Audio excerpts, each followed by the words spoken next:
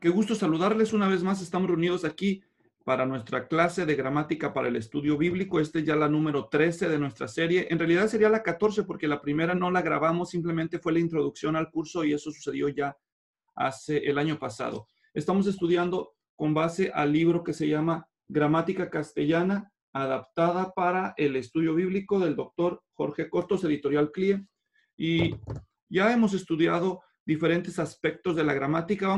En la clase de hoy vamos a hacer, como siempre, un repaso breve de las cosas esenciales. Vamos a hablar un poco de lo que discutimos en la clase anterior y después vamos a entrar de lleno. Hoy nos vamos a concentrar en la construcción del enunciado y de los tipos de construcciones que hay. Específicamente vamos a ver las figuras, las construcciones, la sintaxis figurada, y vamos a hablar de qué se trata eso, y también al final vamos a hablar un poco de lo que es la perífrasis verbal, y vamos a hacer ejercicios. Sé que son muchos conceptos nuevos para muchos de ustedes, pero si ustedes son pacientes y perseverantes, van a poder recordarlos e integrarlos gradualmente a su acervo de conocimiento. Bueno, comencemos entonces compartiendo con ustedes nuestra pantalla para poder ver juntos lo mismo y hacer nuestro repaso de introducción. Hemos dicho qué es la gramática. Entonces, permítanme, voy a reacomodar aquí nuestra pantalla como suelo hacer. Ok. Entonces, hemos estado ya hablando de la gramática. Y en cuanto a eso hemos dicho, pues que es la ciencia que estudia y regula el uso correcto de las palabras. Y este es el tema clave. Con base a ello, hemos dicho que hay 9 tipos de palabras y son estas que están aquí listadas. Ya también hemos aclarado que morfológicamente las primeras 5 que están en el cuadro rojo son las que llamamos palabras variables, porque sí pueden cambiar dependiendo la persona o el número. Pero también hemos dicho que hay otras palabras que nunca cambian, por eso las llamamos invariables. No importa dónde aparezcan, siempre van a ser las mismas. Esas son las 9 palabras. También dijimos que la gramática concibe muchas áreas de estudio. Es un pastel muy grande que podemos partir en rebanadas. Y la rebanada en la que estamos ahorita paladeando es la de la sintaxis, que se ocupa de la función, como podemos ver allí, de la función. Entonces, hablando de la sintaxis, estamos hablando de la función de las palabras, es decir, cómo se relacionan las palabras dentro del enunciado o de la oración gramatical. Entonces, como pueden ustedes ver, allí está precisamente ese concepto, la oración gramatical, o también como lo llamamos, el enunciado. Y ya hablamos en su debido tiempo que se puede hablar, o más bien con base al libro del doctor Cotos, él aborda el tema del enunciado en cuanto a los tipos, sus elementos y sus clases. En cuanto a los tipos, ya vimos que pueden ser oraciones unimembres, oraciones bimembres. Esto es decir, de un solo miembro sin verbo, o bimembres que tienen 2 miembros, que son el sujeto y el predicado, o sea, por eso hay un verbo.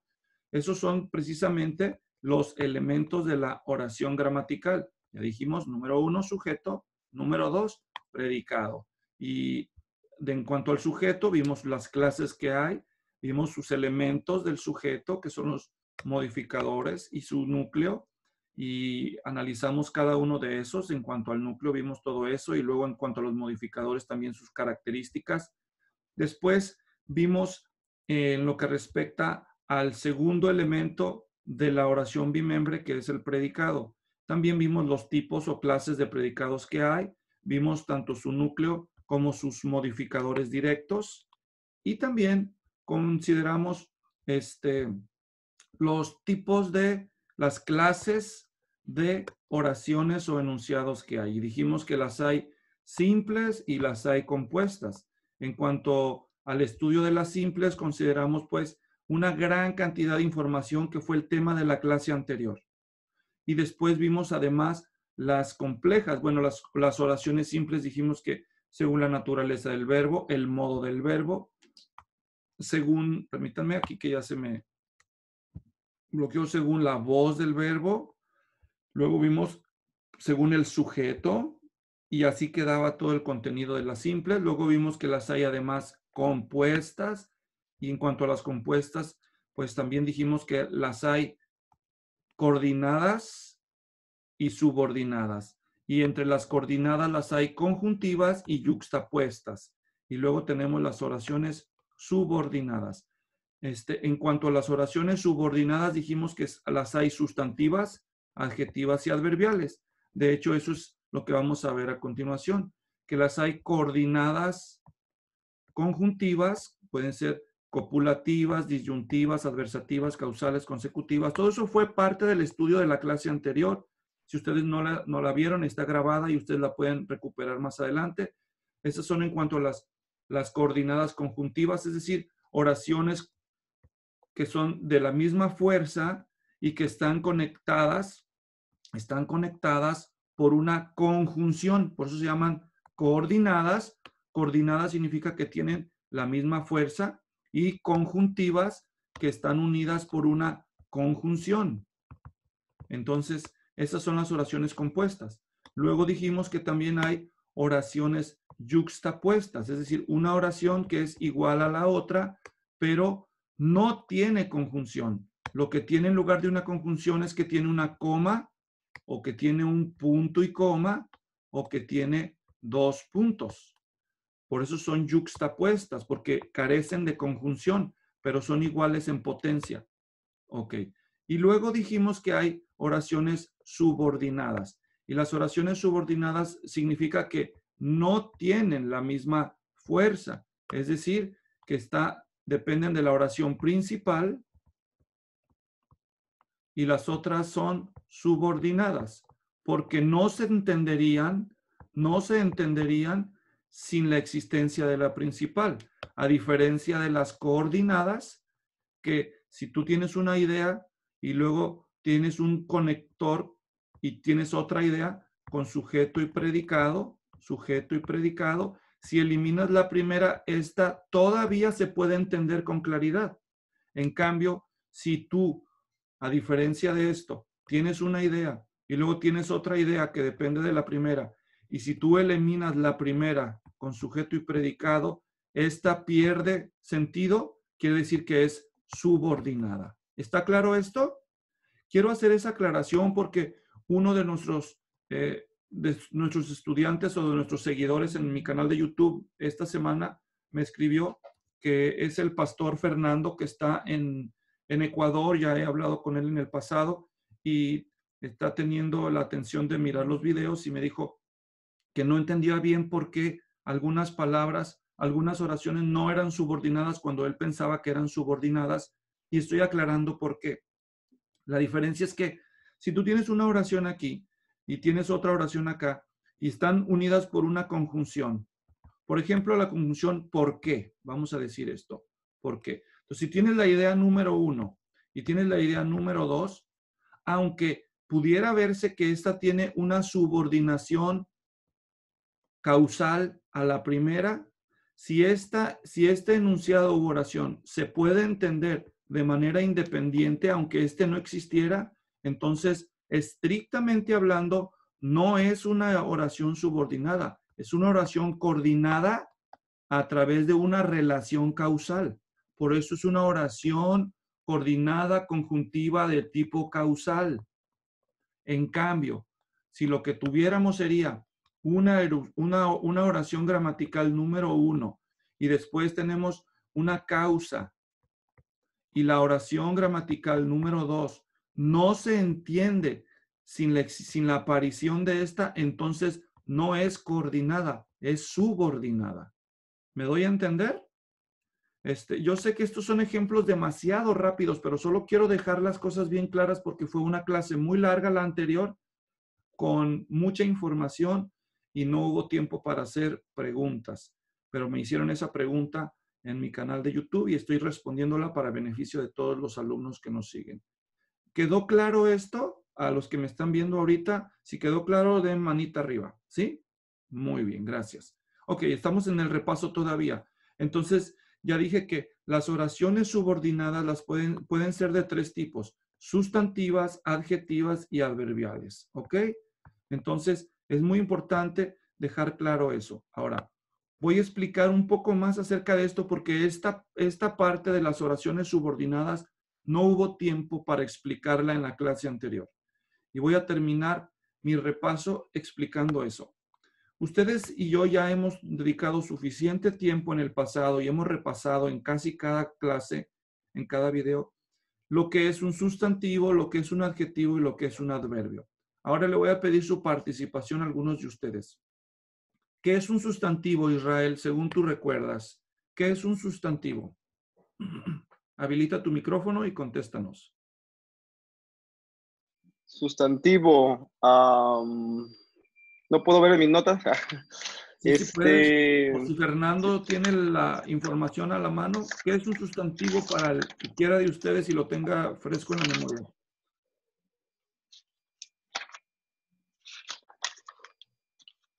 ¿Alguien se anima Un o pida la palabra el sustantivo, que sepa? A ver, Israel. un sustantivo es un nombre. Gracias, Fernando. Así de simple. Okay. El sustantivo es el nombre de lo que sea.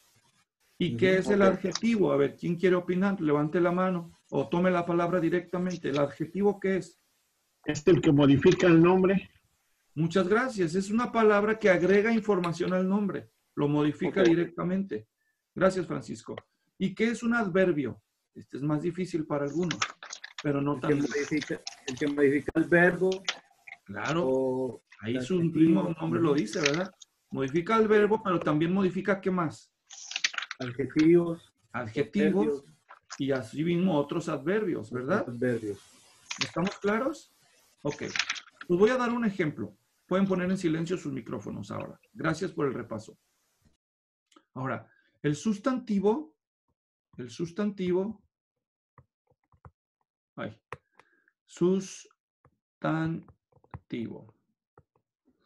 esta palabra a su vez es un sustantivo. El sustantivo es un sustantivo, ¿ok? Entonces, vamos a dar un ejemplo de un sustantivo, ¿sí? Vamos a poner aquí, vamos a poner hombre. Hombre. ¿Está claro? Entonces yo puedo decir aquí, el hombre. ¿Estamos de acuerdo? Si yo pongo aquí, el hombre estudia. Ya tengo un enunciado, una oración gramatical. Tenemos el sujeto y el predicado. Está claro, ¿verdad? Esto es muy sencillo. Ahora, si en lugar de decir el hombre estudia, yo pongo el hombre que trabaja arduamente, además, estudia. Ahora ya tengo dos verbos en esta oración gramatical. Observen esto. Tengo el verbo estudia, aquí está el predicado, y todo lo demás es el sujeto. ¿Observan eso? El sujeto de toda esta oración es todas esas palabras que acabo de dejar del lado izquierdo. Específicamente el núcleo del sujeto es el hombre, porque podría decir simplemente el hombre estudia y se entiende la oración. ¿Captan eso? Entonces, aunque haya dos verbos, ¿verdad? Aquí, no importa. Sí, todo eso que está aquí, incluyendo ese otro verbo, eso es simplemente información, agrega información al hombre. Nos describe el hombre. ¿Qué tipo de hombre es? Es un hombre que trabaja arduamente. Ahora analicemos. Ya hemos dicho que el núcleo del sujeto siempre va a ser un sustantivo. ¿Estamos de acuerdo? Por lo tanto, si el núcleo del sujeto es un sustantivo, ¿cómo llamamos a lo que modifica el sustantivo? Adjetivo. Pero aquí no tenemos el adjetivo que hubiéramos querido encontrar, sería el hombre trabajador. Este es el adjetivo. ¿Entienden? Pero yo sustituyo el adjetivo y en lugar de tener una sola palabra que es un adjetivo, sustituyo el adjetivo por toda una oración. Y la oración con que sustituyo el adjetivo trabajador es que trabaja arduamente. ¿Captan eso? Yo sustituí todo un adjetivo por un enunciado completo que tiene verbo y tiene un adverbio, de modo que a su vez modifica este verbo. Pero ¿cuál es el sujeto? No hay un sujeto claro. Lo único que hay es una palabra que nos conecta al sustantivo hombre. Este hombre es a su vez el sujeto del verbo estudia y del verbo trabaja. Pero al encontrar yo que en lugar de tener otro sustantivo para este segundo enunciado, tengo un conector que es la palabra que. Y a través de esa palabra que, yo me doy cuenta que todo este enunciado que acabo de identificar, esta palabrita y la ausencia de sujeto para esta segunda oración me indica que este es una oración subordinada de tipo adjetivo, porque funciona como adjetivo para este. ¿Ya entendieron? ¿Sí? Todo esto es un adjetivo que simplemente modifica hombre. Y yo lo sé porque si yo lo quito, sigue teniendo sentido la oración principal. ¿Observan? Pero si hago lo contrario, si yo nada más tengo que trabaja arduamente y lo que quito es lo demás, si yo quito esta otra parte, entonces que trabaja arduamente no hace sentido. ¿Me doy a entender? Por lo tanto, esta es una oración subordinada porque si la independizo de la oración principal, no hace sentido, no suena bien. En cambio, la otra que borré antes es la oración principal, porque sí suena bien si borro esta. Preguntas. ¿Quedó claro? ¿Sí? ¿Quedó claro para ti, Fernando? ¿Sí? Muy bien. ¿Para usted, Francisco, quedó claro? Gracias. Y allá teníamos Israel. ¿Quedó claro para ti, Israel? Excelente. Ahora, volvamos a usar el ejemplo que dije. El hombre que trabaja arduamente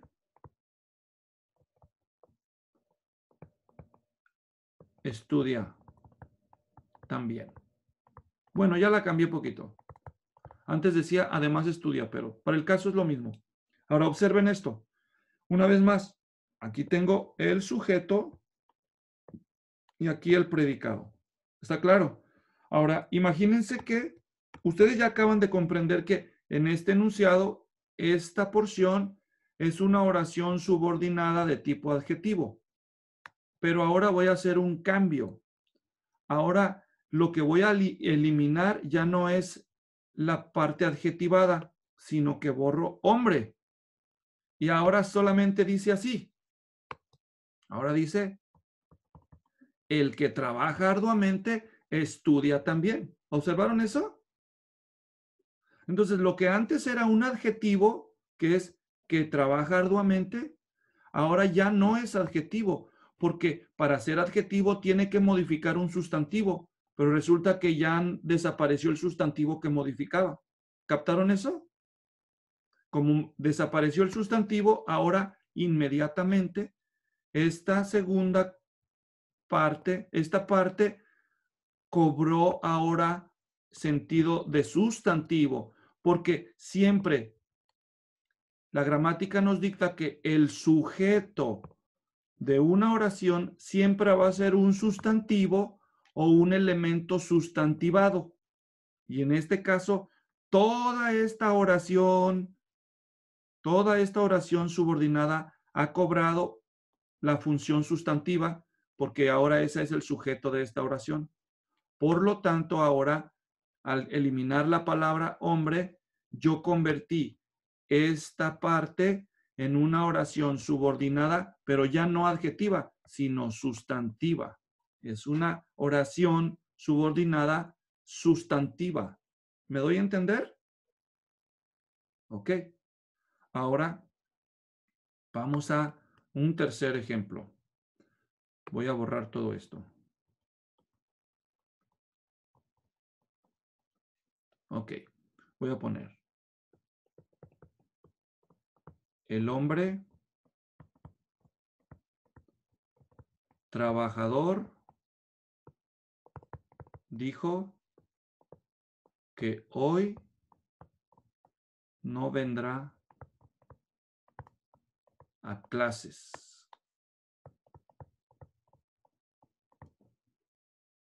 Entonces tenemos este enunciado. El hombre trabajador dijo que hoy no vendrá a clases. O sí, a clases. Tenemos el hombre es el sujeto y luego todo lo demás, trabajador dijo que hoy no vendrá a clases, es el predicado. ¿Está claro? Pero resulta que acá tenemos otro verbo. Vendrá. Tenemos el hombre trabajador. Ah, perdón, me equivoqué. Aquí va. Trabajador es un adjetivo que modifica hombre. Ok. Entonces, tenemos en primer lugar el verbo dijo y luego tenemos el verbo vendrá. Dos verbos. Entonces, aquí tenemos sujeto y aquí tenemos predicado. Ahora voy a analizar el predicado. Este es el núcleo del predicado porque es el verbo dijo, es el verbo principal. Y luego tengo que hoy no vendrá a clases. Entonces, este componente a su vez es una oración completa porque tiene verbo. ¿Está claro? Al tener verbo es una oración. Entonces, ¿pero qué es? No entiendo. Bueno, me pregunto, ¿qué dijo? El hombre trabajador dijo, ¿qué dijo? Entonces la pregunta, ¿qué dijo? Es la pregunta que nos revela el objeto directo o complemento directo, como lo quieras llamar. Y el complemento directo es toda esta oración. ¿Está claro? Entonces, toda esta oración que hoy no vendrá a clases es una oración que funciona como objeto directo. ¿Está claro lo que acabo de decir? ¿Sí? Ok, ahora ahí les va. Esto es importante. No se me vayan a confundir. Presten todos atención. Mirando la pantalla. Observen. La gramática nos dicta que el sujeto, el objeto directo o complemento directo y el objeto indirecto. Y a veces, no siempre, pero a veces, incluso los complementos circunstanciales. Todos estos, la gramática nos dice que van a ser siempre sustantivos. ¿Entienden? Sustantivos. Por lo tanto, esta es una oración subordinada, sustantiva, en función de objeto directo. Porque el objeto directo tiene que ser un sustantivo, pero aquí no tengo un sustantivo, tengo una oración completa. Entonces, una oración subordinada, sustantiva, objetiva. En cambio, en el ejemplo anterior, era una oración subordinada, sustantiva, subjetiva, porque funcionaba como sujeto. Pero esta es objetiva y es de tipo objetivo, objeto directo. Podría ser como tipo de objeto indirecto si además dijera, el hombre trabajador dijo que hoy no vendrá a clases a los que oyeron. Entonces, aquí no dice a ellos. Si hubiera dicho a ellos, este sería el objeto indirecto, porque responde a la pregunta a quién o para quién lo dijo. Pero no hay un pronombre. En lugar de tener un pronombre, hay otra oración gramatical, porque tiene el verbo oyeron. En este caso sería una oración que en lugar de tener un sustantivo como objeto indirecto, tiene otra oración subordinada. En este otro ejemplo, entonces diríamos que tenemos una oración subordinada de tipo sustantivo en función de objeto o complemento indirecto. ¿Me doy a entender? Bueno, entonces les explico cómo puedo saber que una oración es subordinada y no es una oración coordinada. ¿Cómo sé la diferencia, Luis? Por una cosa muy sencilla que aquel ojo observador ya la detectó. Y esta es el secreto, que las oraciones subordinadas siempre van a tener un conector que o a qué o el cual, ¿me doy a entender? Mientras que las oraciones coordinadas no tienen qué, tienen una oración completa con sujeto y predicado. Pero las subordinadas no tienen sujeto, tienen un conector que o al cual. ¿Está claro? ¿Sí? Ok. Siempre el conector es que o puede ser otra conjunción. Casi siempre va a ser que o algo que se parece a que, como ya dije, como por Ok. ejemplo el cual ¿A qué? o la cual, Ok. pero Ok. es parecida a la cuestión. ¿Sí está claro? ¿Sí? Si ustedes van al libro, ahora me voy a ir al libro, permítanme, a las notas del libro. Vamos a ver.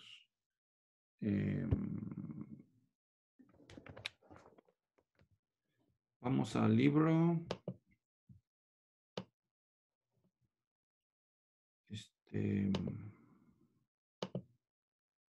Necesito salirme. Okay. Entonces, en nuestro libro, en la lectura, si ustedes observan, ya vimos en la vamos a poner esto por acá. Entonces, quiero que ustedes observen cómo el doctor Cotos en su página,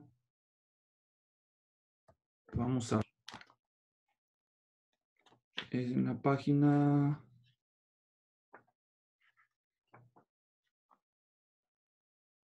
104, si tienen el libro por ahí, y 106. Ajá, en las páginas 106. Ok, vámonos para allá.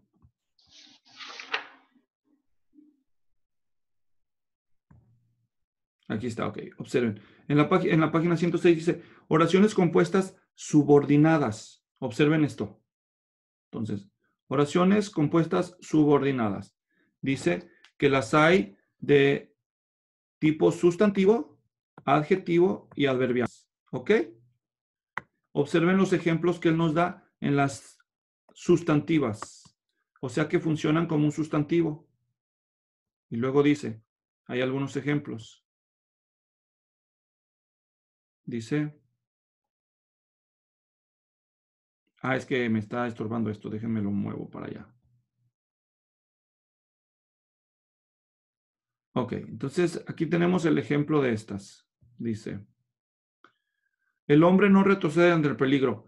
El que es hombre, y puedes ver eso, Israel, ¿qué?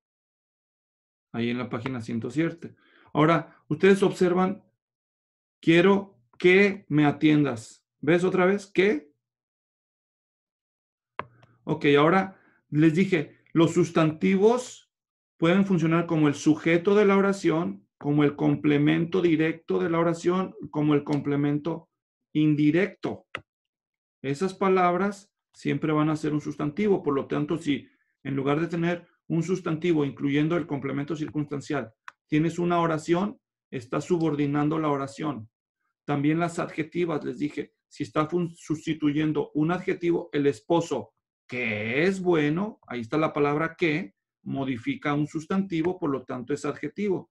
Y luego vamos a ver las adverbiales, que tenemos de muchos tipos. Estas son las más complicadas probablemente. Las adverbiales son las que modifican un verbo, un adjetivo o un adverbio.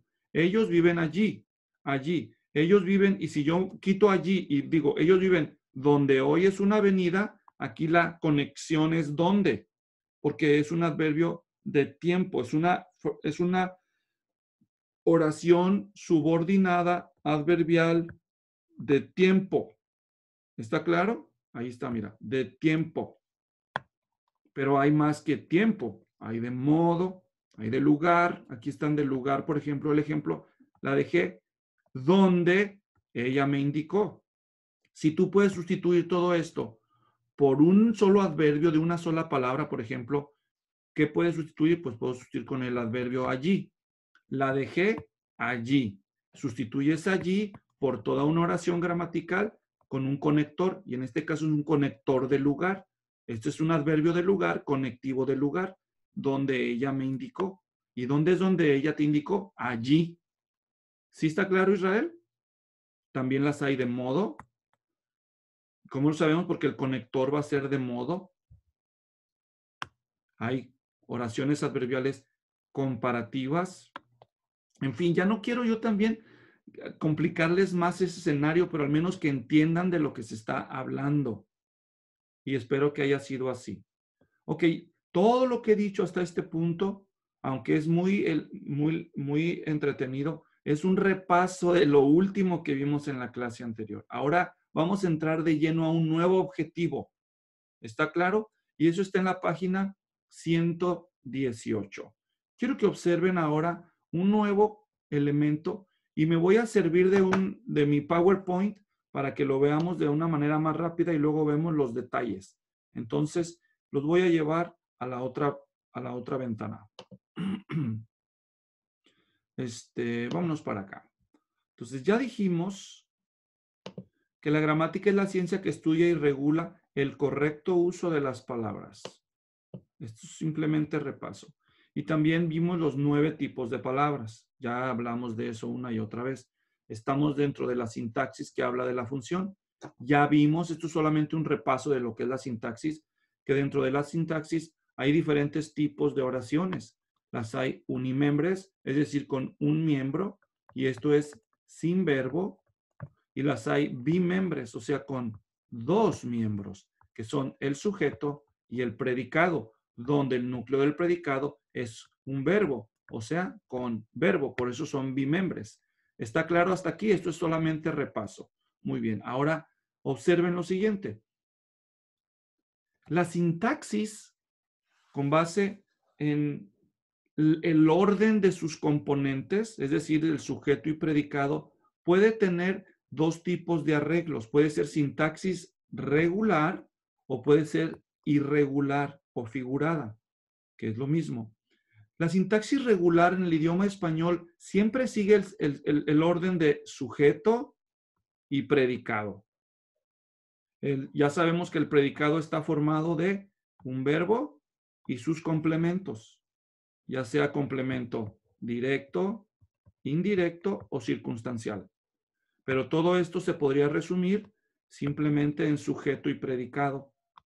Cuando este orden que acabo de ilustrar o describir es el orden típico, es el orden regular de la oración gramatical en español, cuando ese orden se rompe, cuando se cambia el orden, cuando pones primero el verbo y luego el sujeto y luego el complemento, o cuando pones primero el complemento y luego el sujeto y luego el verbo, cuando pones el objeto de indirecto primero y luego el verbo, luego el objeto directo y luego el sujeto. ¿Se puede hacer eso? Se puede.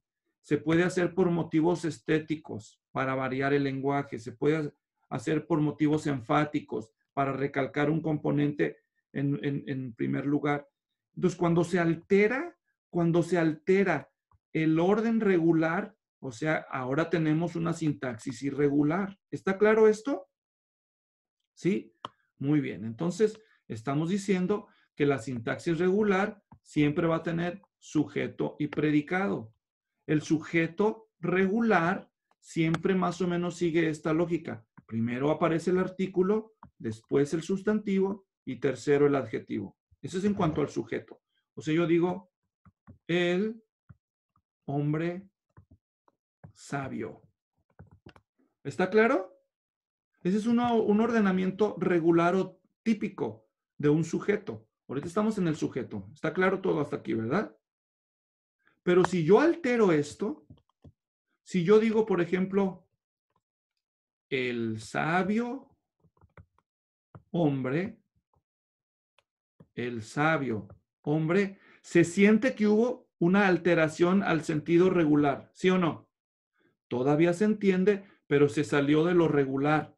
Y esto, al oír a alguien que yo digo, el sabio hombre, de inmediato siente que hay una recarga en énfasis en el adjetivo por encima del sustantivo, para propósitos míos del que habla. Entonces, al alterar el sentido regular de la sintaxis, el ordenamiento regular, la construcción, esa es la forma correcta de decirlo, al alterar la construcción de forma regular a una forma irregular, entonces yo hago cierto énfasis para mi conveniencia.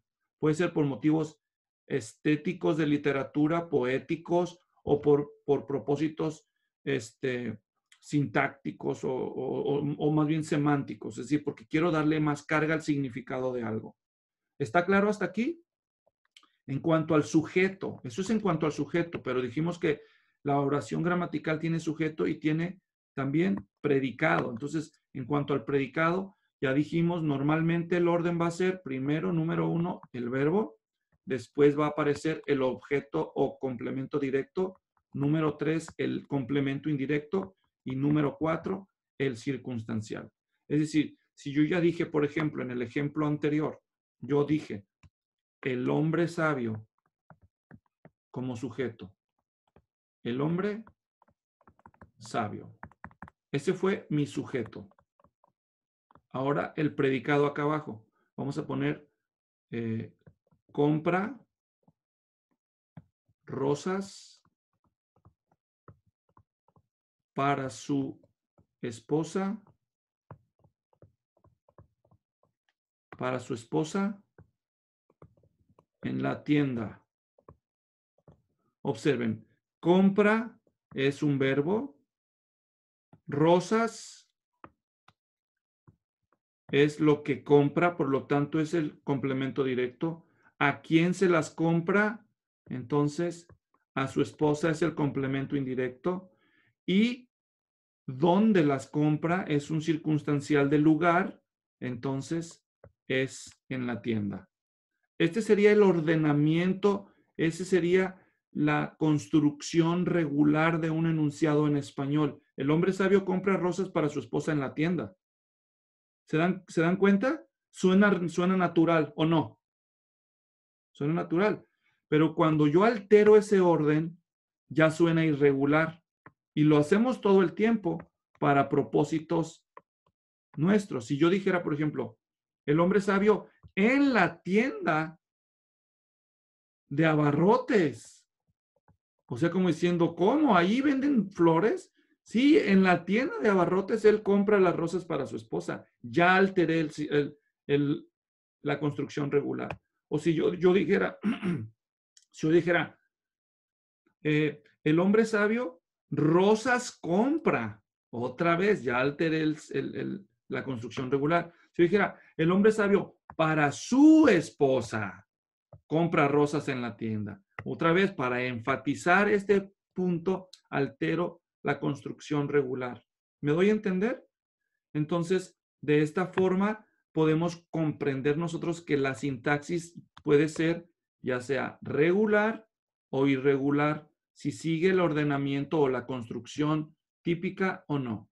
Ok, hasta aquí estamos entendidos. Bueno, Jorge Cotos en su libro dice eso en la página 118. Ahora vamos a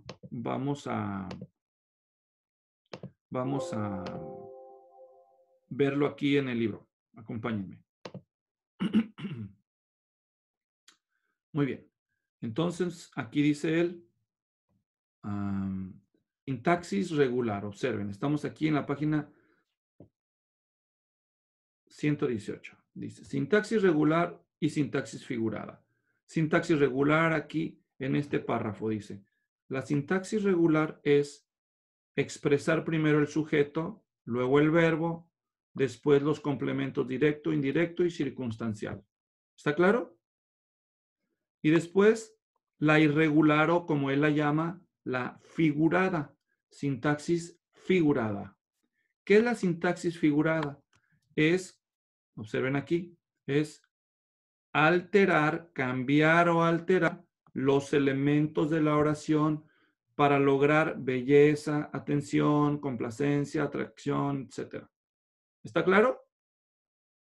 Entonces, el ejemplo que él nos brinda es el siguiente. Sintaxis regular. El predicador, sujeto. Lee el verbo. Complemento directo a la Biblia. Para los oyentes, complemento indirecto, complemento circunstancial en el estudio. El predicador lee la Biblia para los creyentes en el estadio. Ese es una sintaxis regular, un ejemplo. Ahora veamos ejemplos de una irregular.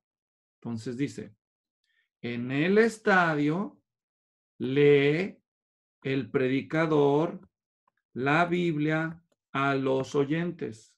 ¿Se dan cuenta? Cambió el orden anterior. Otro ejemplo. Lee la Biblia el predicador en el estadio para los oyentes. Para los oyentes en el estadio la Biblia lee el predicador. Yo elevé mi oración en el silencio de la noche. Sujeto, verbo, objeto directo, complemento circunstancial. Ahora veamos cómo la altera. En el silencio de la noche, complemento circunstancial, mi oración, complemento directo, elevé, verbo, yo, sujeto. Esta es figurada y la anterior es regular. ¿Ok? ¿Les queda claro? ¿Sí? ¿Está claro, Francisco, para usted? ¿Sí? Muy bien. Para ti, Fernando, ¿está claro? Muy bien. ¿Quién más tenemos por ahí? A ver. Saúl Israel, ¿está claro para ustedes? ¿Sí? Excelente. Ahora vamos a terminar este punto conociendo las figuras de construcción más típicas. Acuérdense que dijimos, estamos aquí nosotros viendo los tipos de construcciones. Las oraciones gramaticales pueden ser construidas de manera regular y de manera irregular, o también de manera figurada. Ahora, cuando rompemos el orden regular de la construcción, entonces usamos figuras. Vuelvo a mis notas. Vuelvo a mis notas para verlo más rápido y luego vamos a ver los ejemplos. Bueno, vamos a verlo aquí ya que estamos aquí, miren. Entonces, son 5 tipos de figuras de construcción. Estamos en construcción irregular. ¿Está claro? No nos hemos salido de ahí. Entonces, los 5 tipos de figuras de construcción son la hiperbatón. Digan hiperbatón. Hiperbatón. Muy bien. Segundo, elipsis. Elipsis. Tercero, tenemos el pleonasmo. Pleonasmo, diga pleonasmo. Cuarto, silepsis, diga silepsis. Y por último tenemos la enáleje, diga enáleje. Enáleje, muy bien. Ahora vamos a ver cada uno de ellos. ¿Está claro? Vamos al primero. Vamos a entender qué es el hiperbatón. El hiperbatón en una palabra entendible, o sea, ¿y para qué le ponen esos nombres, Luis? No sé, pregúntenle a Miguel de Cervantes o a otro de esos, ¿verdad? Si pueden, pero yo no inventé el español, yo nada más lo estudio. Entonces, ¿por qué no simplemente dicen inversión cuando los elementos de la oración son invertidos, cuando ponen primero el circunstancial en lugar del sujeto, el objeto directo, ¿por qué simplemente no dicen, invirtieron el orden de los regular de los elementos? Bueno, a eso se le llama técnicamente hiperbatón. ¿Cómo se le llama? Hiperbatón. Muy bien, tienen silenciados sus micrófonos, pero yo estoy viendo sus labios que sí lo están repitiendo. Ok, ese es el hiperbatón. Ahora, elipsis. La elipsis, sinónimo de elipsis es omisión. ¿Por qué no dicen simplemente omisión? No sé por qué no lo dijeron así. Eso sería tan fácil de recordar. Bueno, pues si usted oye la palabra elipsis, está diciendo que omiten algo. Y lo omiten para darle fuerza o para belleza. ¿Ok? Vamos a ver los ejemplos que nos da de las elipsis aquí en su libro. Ok. Miren cómo dice aquí. Buenos días. ¿Dónde está el verbo? No hay verbo. Esto, de manera estricta, sería algo como esto. Yo digo, Buenos días. Este es el objeto directo o el complemento directo. Y este es el sujeto y este es el verbo. Esto está omitido, por lo tanto, es una elipsis. ¿Entienden? ¿Por qué? Porque se omitió esa parte. Esto es muy común en el texto griego. Por cierto, al principio alguien me preguntó del griego. Esto yo lo veo en griego muy seguido, especialmente con el verbo cero estar. Casi es muy típico en griego que el verbo cero estar es elíptico, es decir, no aparece. Hagan de cuenta que tú lees en griego algo así como bendito sea el Dios y Padre de nuestro Señor Jesucristo. Y en griego nada más dice bendito el Dios y Padre de nuestro Señor Jesucristo. No dice sea o no dice es, pero es una elipsis. ¿Me entienden? Bueno, pero el que sabe gramática sabe que eso es normal y se hace con propósitos enfáticos. Aquí dice, por ejemplo, miren, calla. ¿Quién debe callar? Pues tú. Aquí solo hay un verbo, aquí hay otro verbo, aquí hay otro verbo. No dice, tú calla, escucha lo que te estoy diciendo y aprende bien. No, no dice nada más. Solamente tiene el verbo para enfatizar. Se recomienda que la elipsis, al mismo tiempo que comunica rapidez y energía a la expresión, debe permitir al oyente lector captar fácilmente las palabras que se omiten. Ok, esa es la elipsis. Ahora, el pleonasmo es, yo lo llamaría como la reiteración. Reiteración o repetición innecesaria. Tú dices, se murió el muerto. Y tú dices, no se dice se murió el muerto, suena raro. Eso es un pleonasmo porque estás reiterando lo mismo 2 veces. Bueno, entonces, esa reiteración para propósitos de énfasis o de belleza, vigor es énfasis y belleza es estética. ¿Me doy a entender? Entonces observen, dice, lo vi con mis propios ojos. ¿De veras? Yo pensé que lo habías visto con las orejas. Pues ese es un pleonasmo. ¿Me doy a entender? Es obvio, ¿con qué querías verlo? ¿Verdad? O al muy estilo mexicano, sálgase para afuera, le dice, ¿verdad? Una vez estaba yo en el consultorio, y todos los pacientes estaban en la sala de espera, y la señora le dice al marido, salte para afuera, ¿verdad? Y toda la gente empezó a reírse. Pues uno capta de inmediato los pleonasmos, pero tienen un propósito. Otro caso, la acaricié con mis propias manos. Pues, ¿con qué querías acariciarlo, verdad? Las aves pasan volando por el aire. ¿De veras? ¿Pasan volando por el aire? Yo pensé que iban volando por debajo del agua. Obviamente, tienen que volar por el aire. Son pleonasmos. Yo camino con mis pies. Siempre apurado, siempre esperanzado. Es la redundancia, repetición inútil de conceptos. Dice, la redundancia, repetición inútil de conceptos debe omitirse y no debe expresarse. Ejemplos, hemorragia de sangre. Estos son ya pleonasmos de veras innecesarios. Los otros son sutiles por cuestiones estilísticas, de belleza, de énfasis. Pero esto ya, súbete para arriba, bájate para abajo, entra para adentro, salte para afuera. Pues no, ¿verdad? Ya es, le digo, eso ya. Bueno, cuarta figura de la construcción irregular, silepsis. Silepsis. ¿Qué es la silepsis? Es la discordancia. Discordancia. ¿Qué es la concordancia? La concordancia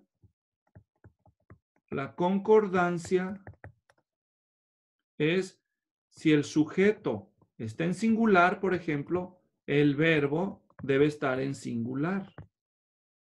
Si un sustantivo es femenino, su adjetivo debe ser femenino. Deben concordar en número y en género. ¿Está claro? Pero si no concuerdan, si son discordantes, a esa irregularidad la llamaremos silepsis. ¿Cómo la llamaremos? Silepsis. Ejemplos. Dice, de género. Los sustantivos de tratamiento femenino que se refiere al varón concuerdan con un adjetivo en masculino.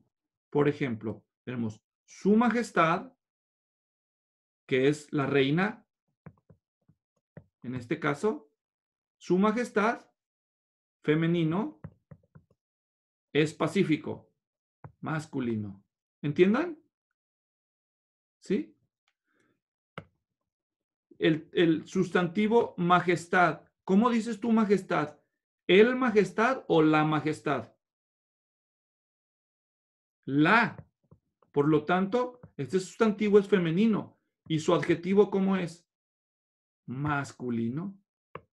Lo mismo, excelencia, ¿qué es? ¿El excelencia o la excelencia?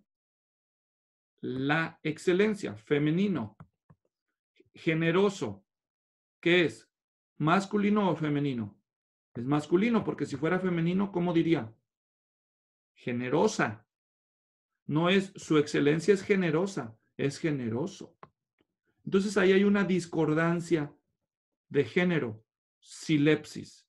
Si es de número, sustantivos colectivos en singular, pero que en sí mencionan muchos componentes. Ejemplos. Gran multitud de gentes.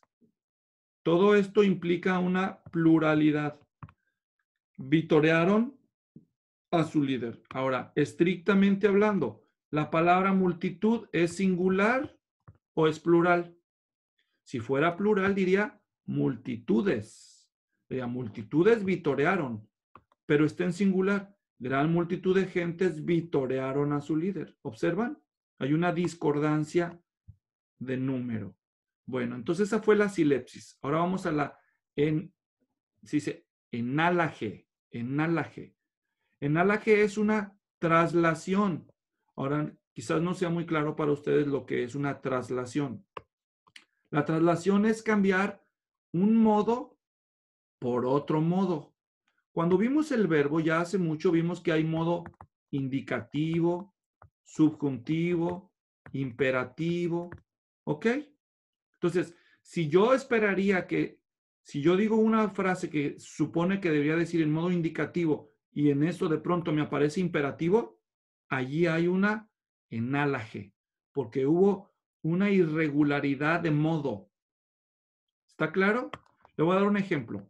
El ejemplo bien típico que casi ustedes nunca han hecho consciente. Los llamamos los 10 mandamientos. A ver, Israel, activa tu micrófono y dime uno de los 10 mandamientos. No matarás. Gracias, lo voy a anotar aquí. No matarás. Curiosamente, matarás no es en modo imperativo, es en modo indicativo, es el tiempo futuro, modo indicativo, pero tiene una potencia imperativa, por eso lo llamamos mandamiento. Su modo debería de ser imperativo, debería decir, no es que no hay forma de decirlo en español, por eso se tiene que decir en futuro. El imperativo es mata y no puede decir no mata. Entonces, como no puedes usar el modo imperativo en sentido negativo en español, te sirves del indicativo futuro negativo. Pero en realidad debiste haber usado el imperativo. Ahora, si lo usamos un imperativo, como dice, mata y come. En la visión de Hechos 10, se le dice a Pedro ante el manto lleno de animales impuros, se le dice, mata y come. Mata y come. Eso es imperativo. Otra forma de decirlo es que le dijera, matarás y comerás. Ese es futuro indicativo, ya es el modo indicativo, no imperativo, pero tiene fuerza imperativa. Es muy típico, especialmente en el idioma griego y también en el español, pero más en griego, que encuentras mandatos no en modo indicativo, sino en modo subjuntivo y en modo indicativo en tiempo futuro. Estos son lo que llamamos enálajes. ¿Está claro? Luego, también puede hacer una traslación no solamente de modo, sino también una traslación de tiempo. Vamos a ver un ejemplo de eso. Si tú estás hablando en tiempo pasado y usas el presente, entonces es un enálaje de tiempo. O si debías usar el tiempo pasado y usas el presente, es un enálaje de tiempo. Observen esto. Dice, tiempo, enálaje de tiempo. Dice, mañana sale el avión. Sale es tiempo presente, pero mañana es tiempo futuro. O sea, debería de decir literalmente mañana saldrá el avión, pero dices mañana sale. Bolívar ya murió hace siglos, pero en lugar de decir Bolívar venció a los españoles, entonces dices, Bolívar vence a los españoles en tiempo presente. Pues si ustedes pudieran leer el Evangelio de Juan en griego, podrían darse cuenta cuánto se usa el presente histórico. Es decir, cuando Juan escribe su Evangelio, es décadas después de que el Señor Jesucristo ya murió, pero él usa el tiempo presente de manera constante para referirse a las acciones de Jesús, porque es un presente histórico. De hecho, aquí se menciona, miren, para los fines de la historia se considera tiempo histórico el uso de verbos en tiempo presente. Casi todos los versículos en el Evangelio de Juan que leemos, y Jesús dijo, literalmente en griego dicen, y Jesús dice. ¿Me doy a entender? Y muchos otros. De hecho, la Biblia de las Américas tiene una estrellita al lado de los verbos que son históricos. Es decir, en español aparecen en tiempo pasado, pero con la estrellita le están diciendo al lector que en griego están en tiempo presente. ¿Me doy a entender?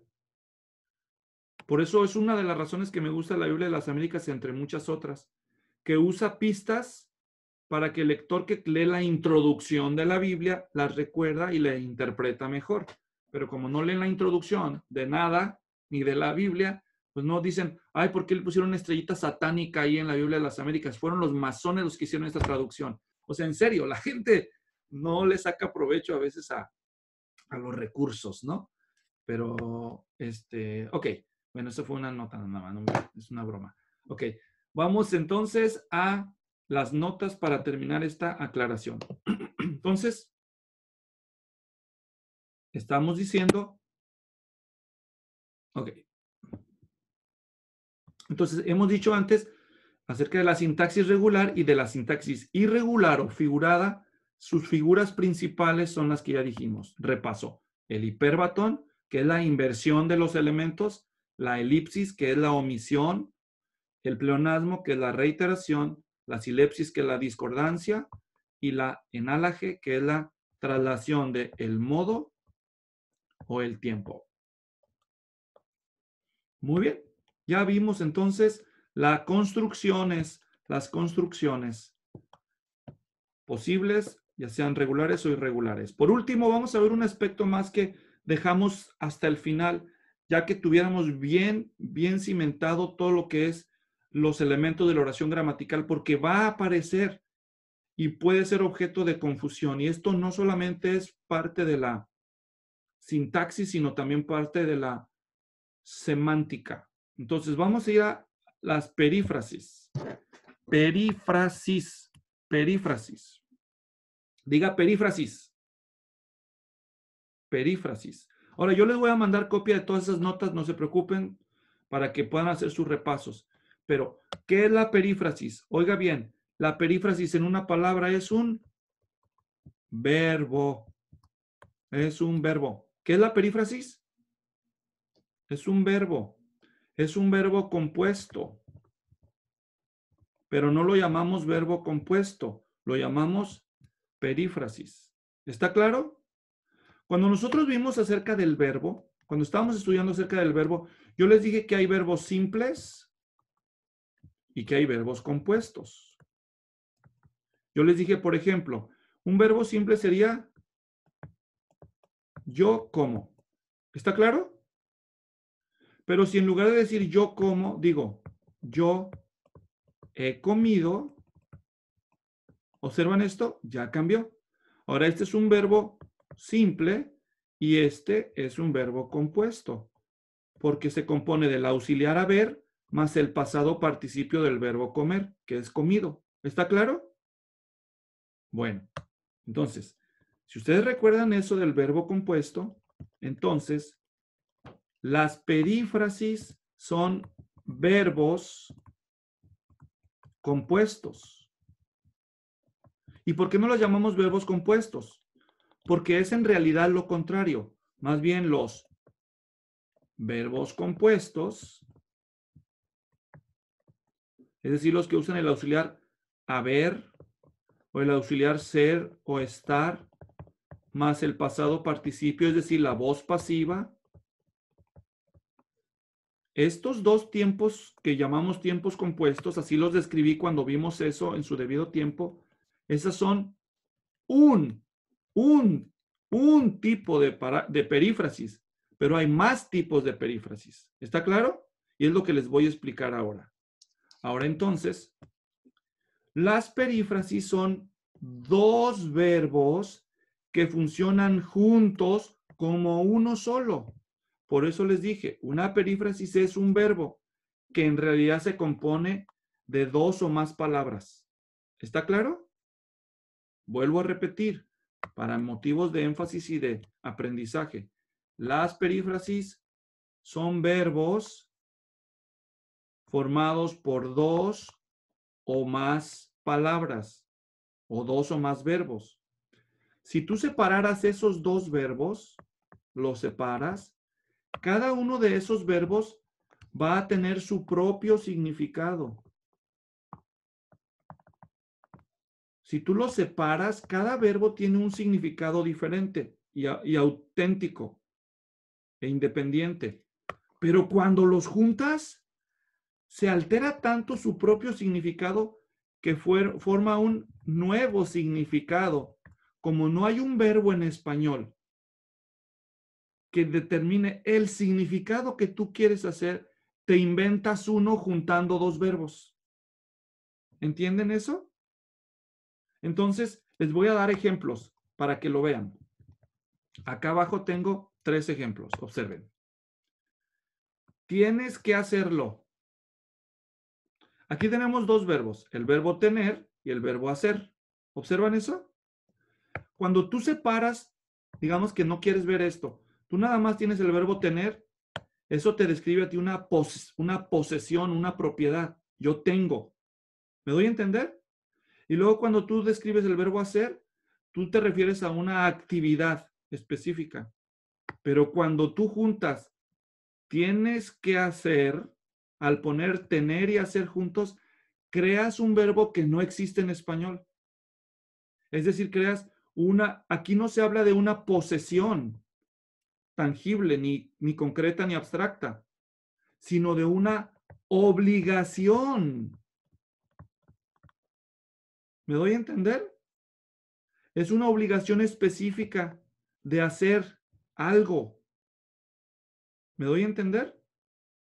Pero como no hay una sola palabra que en español te lo permite, te inventas una combinación que sí lo logra. Otro ejemplo. Va a llover. Aquí tenemos este. Verbo ir. Él va. Y el verbo llover. ¿Está claro? Entonces, si tú separas el verbo ir, comunica un traslado. Es trasladarse de un punto A a un punto B. Y luego llover significa que cae agua del cielo. Caer agua, por así decirlo. ¿Me doy a entender? Este significa una cosa solo y esta significa otra cosa solo. Pero tú quieres decir otra cosa que no es ninguna de esas dos. Entonces dices, va a llover. Ok, va a llover. Lo que tú estás diciendo es, no estás hablando de un traslado, ni solamente de que cae agua del cielo, sino de un tiempo, una acción que está por ocurrir en el futuro cercano, que es caer agua del cielo, pero no solo es caer agua del cielo, sino es el tiempo en el que lo va a ocurrir. ¿Me doy a entender? Entonces, por eso tú usas una perífrasis verbal para decir cosas con dos verbos, pero con un significado específico. ¿Me doy a entender? Ok. Ahora entonces, ¿cuál es la estructura típica de la perífrasis verbal? Veámosla. La perífrasis verbal tiene, en primer lugar, un verbo, el verbo número 1, que va a funcionar como auxiliar. Como auxiliar. Este es el auxiliar. ¿Está claro? A ese le llamamos auxiliar y siempre es un verbo conjugado. Y luego tenemos en segundo lugar otro verbo. Dije dos verbos. El primero es un auxiliar y es un verbo conjugado. Y el segundo es un verboide. Verboide, yo les expliqué, hay 3 tipos de verboides, o también se les llaman verbos no finitos. Los verbos no finitos son de 3 tipos, o los verboides son los infinitivo, son los gerundios y son los participios. ¿Ok? Los infinitivos son las palabras que terminan en ar, ir.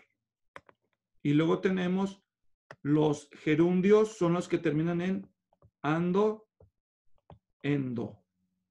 Y luego tenemos los participios, que son los que terminan en ado, ido, los regulares, y los irregulares en to, so, cho.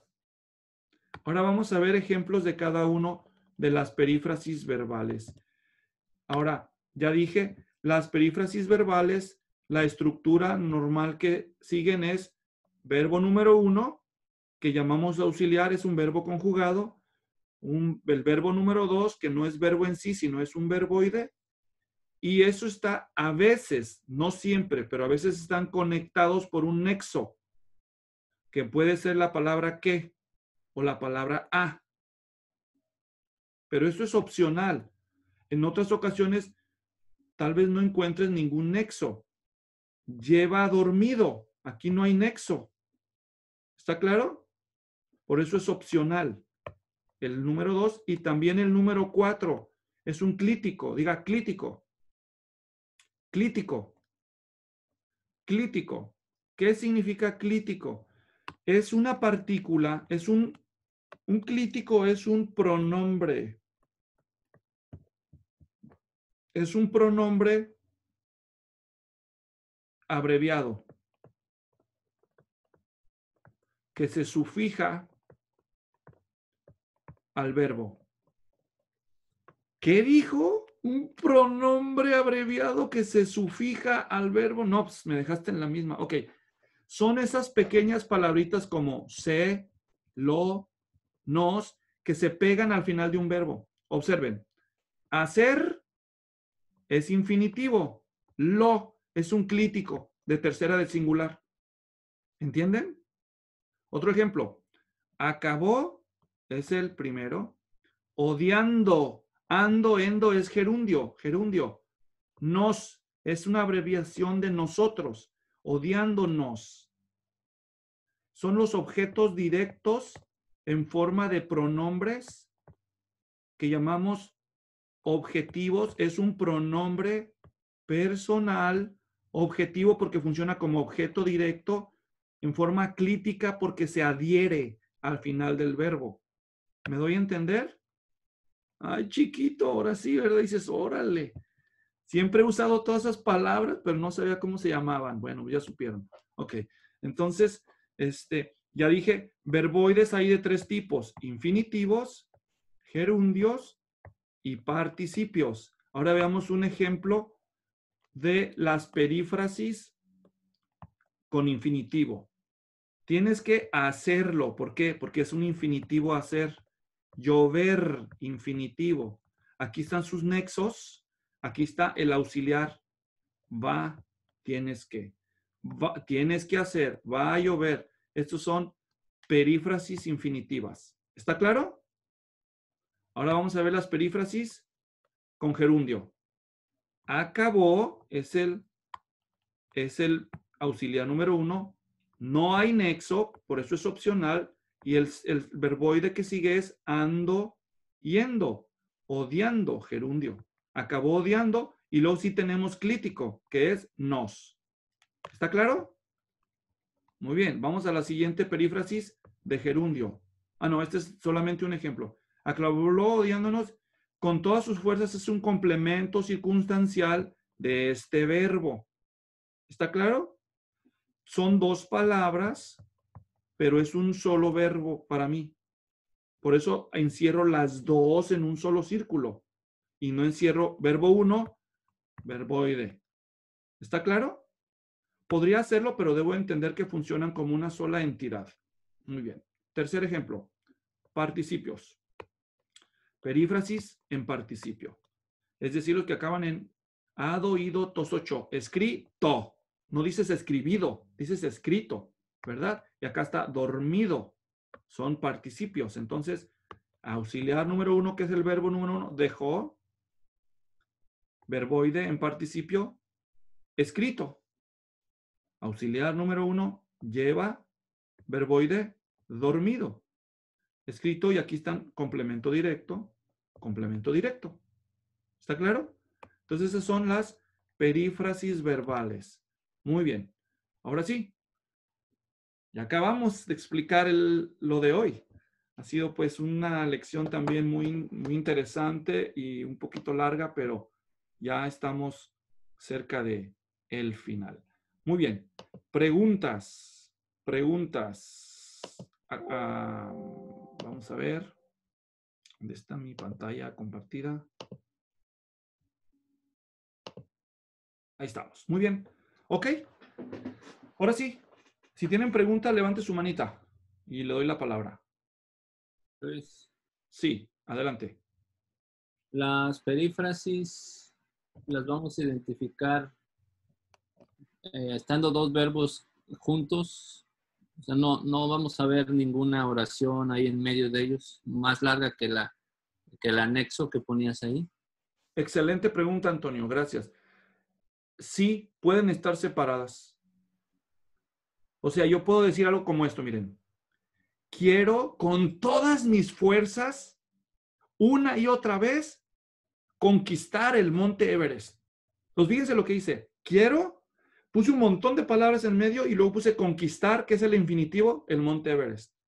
Están separadas, pero esa es una perífrasis verbal. ¿Está claro? Ok, sí. Otra pregunta. Si alguien tiene otra pregunta, levante su mano. ¿No? Bueno. Ok. Entonces ya hemos visto muchos ejemplos de...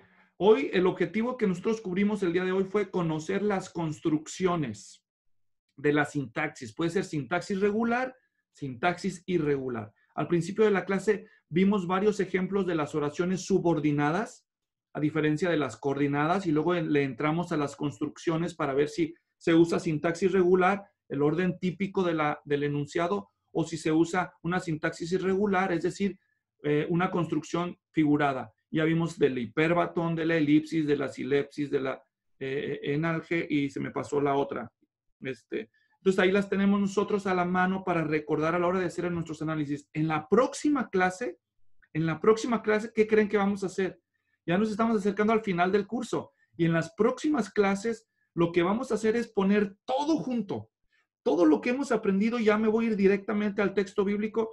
En la próxima clase la voy a dedicar solamente vamos a hacer un repaso al principio rápido de todo lo que hemos dicho, y luego me voy a ir a pasajes bíblicos y voy a empezar a hacer análisis gramatical palabra por palabra y de las oraciones completas. Ustedes van a ver cómo lo hago ya en el texto sobre mi Biblia con un lápiz, cómo hago esos círculos, líneas, y les voy a enseñar la nomenclatura que yo he diseñado o que yo he adoptado para dentro de la misma página de mi hoja impresa de mi Biblia o en mi hoja digital con una pluma. Yo selecciono verbos, sujetos, adjetivos, palabras conectivas, complementos, directo, indirecto, preposicional, y todo eso ahí adentro, y yo con esa nomenclatura de dibujos, yo entiendo de qué términos gramaticales estoy hablando y ya me ayudo visualmente a hacer el análisis gramatical del texto. Y en la próxima, después de esa clase, en la siguiente, les voy a decir cómo con esa nomenclatura, con ese trabajo que hago en el análisis gramatical de mi texto, empiezo a hacer yo un diagrama estructural y de ahí saco un bosquejo fiel al texto que comunica la jerarquía de las ideas y de una manera lógica y entendible para mí y para los oyentes. Bueno, espero con eso darles ánimo para que no se desalienten con tanto tecnicismo que hemos estado cubriendo, pero bueno, quiero escucharlos a modo de conclusión de la clase de hoy. Díganme qué les queda, cómo se sienten, qué aprendieron. Cada uno brevemente tiene 30 segundos o menos. Fernando, adelante. Yo quiero hacer una pregunta. ¿Este tecnicismo es bueno tratarlo o no tratarlo absolutamente nada en el momento de de estar enseñando el sermón, o si es bueno algunas veces tratarlo. ¿Cómo sería eso ahí? Muy bien.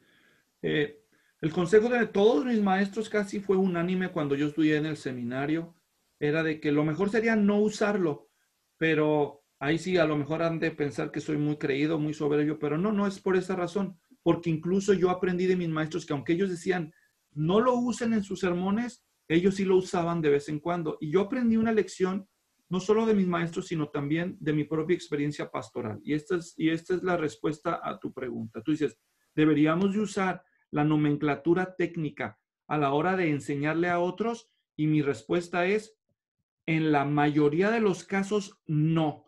Pero de vez en cuando, eventualmente, sí. Cuando menos, por dos razones. Por dos razones.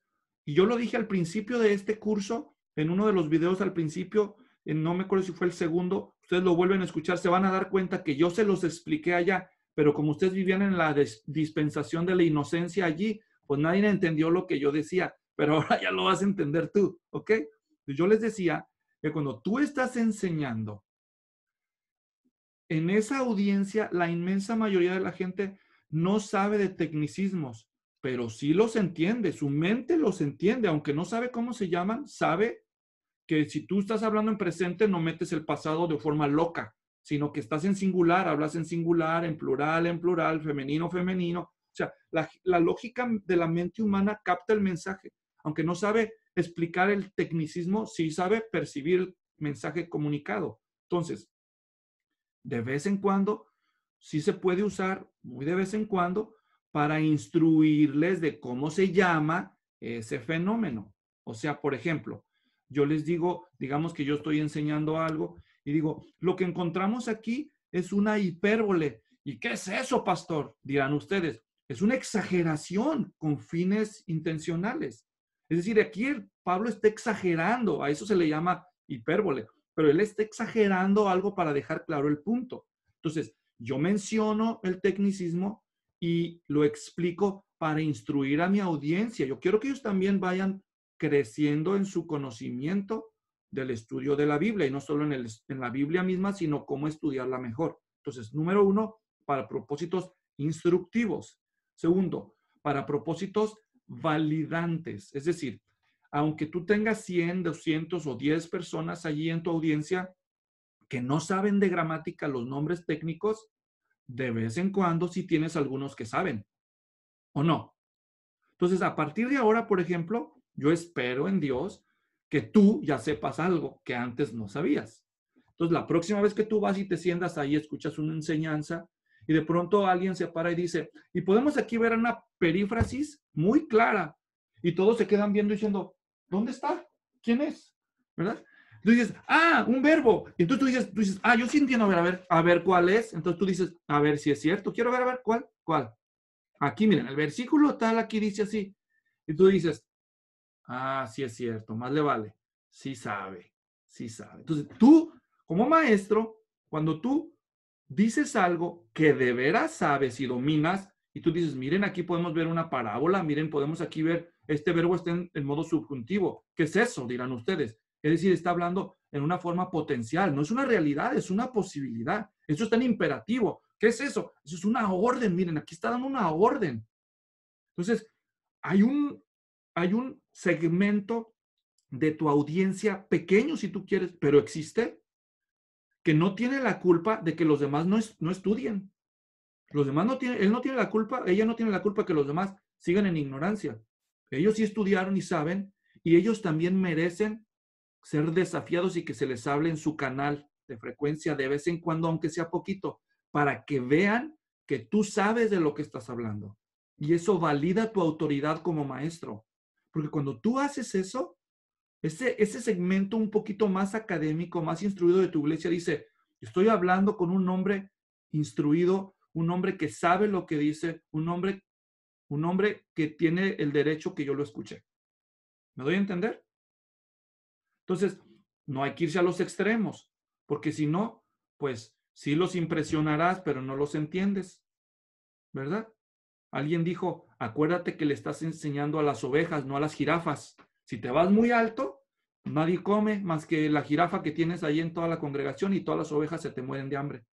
Entonces, pero pues si de vez en cuando se te filtra una jirafa ahí en el rebaño, pues de vez en cuando hay darle su hojita de perejil para que vea que si te fijas que existe y que es valiosa para ti. Bueno, ¿contesto tu pregunta? No me van a echar la culpa después. Si algún día yo escucho sus enseñanzas y ya los oigo diciendo, hermanos, aquí vamos a ver el pronombre personal en forma subjetiva compitiendo con el objeto en complemento a gente que está en parte del modo subjuntivo en la perífrasis. O sea, no inventes, ¿me entiendes? ¿Y saben qué es lo trágico? Que hay veces que yo escucho gente enseñando que dice, no, aquí el griego dice, no, aquí podemos ver aquí este imperativo. Y ni siquiera es, nada más exhiben su ignorancia, quieren impresionar cuando en realidad nomás meten la pata. Lo que hacen, en lugar de ganar autoridad, pierden la que tenían. Entonces ya cuando tú oyes eso y tú sí sabes, o sea, tú dices, no, pobrecito. Para empezar, que vea gramática para estudio bíblico, igual que yo, que se chute los 15 videos y ya que los vea, ya después le hago caso. Mejor deja, mientras él sigue predicando, yo voy a leer mi Biblia. Y ahí lo dejas. O sea, qué feo, ¿no? Pero, te soy sincero, yo me he visto en esa tentación. Es decir, que si no, Señor, lo perdono. Déjame, sigo prestando atención. Seguro algo me hablarás. Entonces, digo, a lo mejor suena así muy rudo, ¿no? Muy rudo que lo diga, pero bueno, yo no tengo la culpa también de que todos ustedes sí están estudiando gramática y otros no quieren, como les digo, y que muchos de esos otros sean incluso maestros o pastores de la Biblia. Si es porque no han podido estudiar, lo comprendo, pero para eso estamos haciendo videos como estos y son gratis. Dígame, ¿qué les he cobrado yo? Ni un solo centavo a ninguno de ustedes.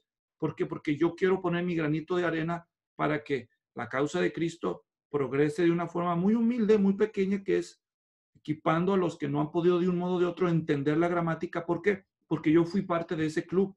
Por años odié el español y la gramática hasta que el amor a la Biblia pues me conquistó y me enganché con la gramática por amor al Señor y a su palabra. Y sé que hay muchos como yo.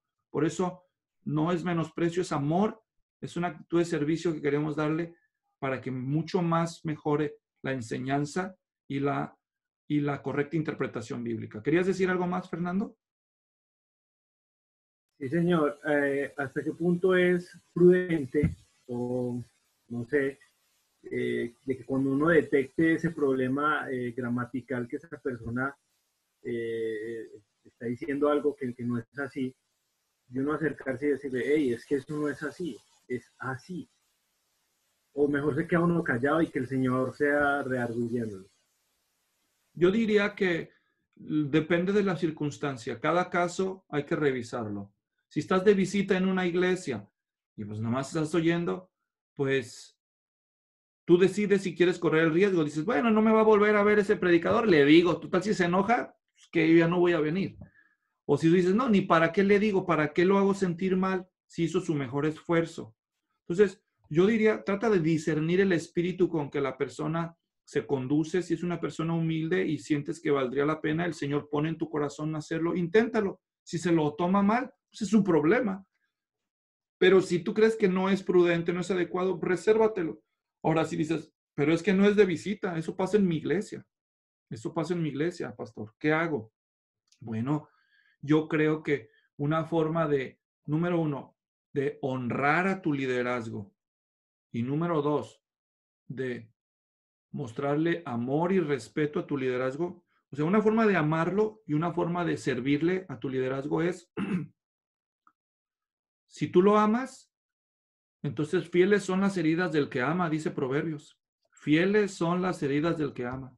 Si es tu pastor y tú lo amas, tú ve y dile con toda la humildad que tú puedas, porque esto cuenta mucho, dile, fíjese pastor que me da mucho gusto oír sus enseñanzas y me edifica, recalca siempre lo bueno primero y luego dile, pero fíjese que por la gracia de Dios encontré por ahí unos amigos, estoy tomando un curso de gramática, viera que me ha servido, he aprendido un poquito, no soy un experto en nada de eso, pero una cosa que aprendí es que es esto, Y he oído que en un par de veces usted ha mencionado eso, pero en realidad no es así.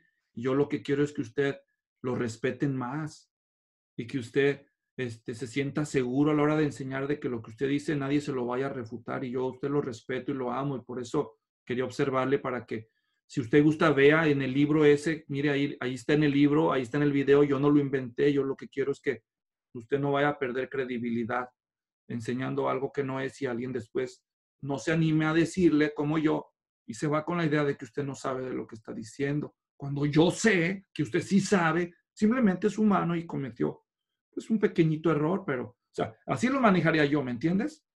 Si el hermano es muy sentido, no le puedes decir eso porque ya te va a poner en disciplina o va a renunciar del pastorado, entonces ya yo me cambiaría de iglesia. Yo no quiero un pastor así, inmaduro. Supone que el pastor debe ser una persona que soporta eso y más. Ahora, si ya se lo dijiste una vez y 2 veces y no lo resuelve, bueno, ya ese es otro asunto. No sé si eso ayude o no, pero pues espero responder a tu pregunta. ¿Ok? Hay 2 extremos que debemos de evitar. El de que creer que los pastores son intocables y no hay que decirles nada, no se van a sentir mal, no se vayan a ofender. Bueno, si se van a ofender, que se ofendan y que se pongan a estudiar para que ya no se ofendan. Pónganse a estudiar y ya no se van a ofender. Y yo lo puedo decir porque yo soy pastor. Entonces, dejen de dar excusas y pónganse a estudiar. Y el otro extremo es estar auditando cada palabra, cada coma, cada énfasis que dicen y siempre estar señalando los errores y no reconocer sus virtudes. 2 extremos. Uno es no decirles nada porque se sienten mal y decirles todo porque son humanos. ¿Qué esperabas? ¿Que no se iban a equivocar? Yo estaba oyendo una enseñanza que yo di porque unos pastores me pidieron algo de información y me fui y revisé la enseñanza y estaba escuchando mi propia enseñanza y yo dije algo que está mal. Yo estaba explicando 1 Corintios 5, ya vi tu mano, ahorita te doy la palabra, y yo dije ahí que está hablando de un incestuoso que pecó en la iglesia porque se metió, y yo quise decir con la esposa de su padre, y dije con la madre de su padre. Yo dije, hoy nomás, pero yo sé que no es su madre, es la esposa. Pero cuando tú estás enseñando, dices cosas, pero no te estás oyendo y te equivocas. Me ha pasado tantas veces. Si alguien hubiera venido, alguien hubiera tenido la confianza en esa enseñanza, de decirme, pastor, no es la madre de su padre, es la esposa de su padre. La de 1 Corintios 5, dije, pues si es la esposa, ¿qué dije? Y me hubieran dicho, dijo la madre. Probablemente yo hubiera dicho, no dije la madre, yo dije la esposa. No, dijo, oiga la grabación y va a ver. Entonces, hay veces que dices cosas equivocadas y ni cuenta te das. A mí me ha pasado, y si alguien me corrige, yo lo agradezco. Yo no quiero terminar de hereje o que la gente piense que yo no estudié y que simplemente te equivocas, eres humano. Entonces, que no se sienta, no dices nada, o le dices todo porque siempre se equivoca. No, hay que ser balanceados, hay que ser cristianos serios. Tenías una pregunta, adelante. Ahí, Saúl. No tanto como pregunta, digo, hoy que estamos pasando la situación de la contingencia o crisis sanitaria, muchos estamos grabando los sermones o nuestras prédicas a la iglesia, y escucharte te da, sinceramente, te evidencia muchas cosas de errores, falacias y cosas que dices que no son correctas. Digo, me ha pasado últimamente analizando y escuchando, digo, qué barbaridades a veces dice uno. Y por otro, yo agradezco por este curso porque he tratado de disciplinarme yo de hacer análisis gramatical, pero nada más me di cuenta que me quedé en prueba rápida, como lo del COVID-19. La verdad es que hay muchos elementos que escapan, que yo agradezco a Dios. Digo, creía que era un análisis, pero no, estoy corto y yo agradezco y espero seguir aprendiendo. Yo me tengo que retirar, ha sido un placer verlos y pues aprovechar esta herramienta, la verdad. Muchas gracias, Luis, por el tiempo. Pues ya hemos terminado. Y cuídense mucho. Igualmente. Pues estamos terminados ya en la clase. Vamos a hacer una oración y nos despedimos. Y nos vemos en la próxima entrega, el próximo jueves, o cuando nos vean por video, para seguir ahora ya con los análisis en forma. Ahora sí le vamos a entrar manos a la obra. Padre, damos gracias por la bendición de estar juntos en esta apasionante clase de gramática para el estudio bíblico. Te digo que no se quede en teoría, que termine en práctica de cada uno de nosotros y en provecho espiritual y ministerial. En el nombre del Señor Jesús. Amén. Dios bendiga a todos. Estamos despedidos. Hasta la próxima.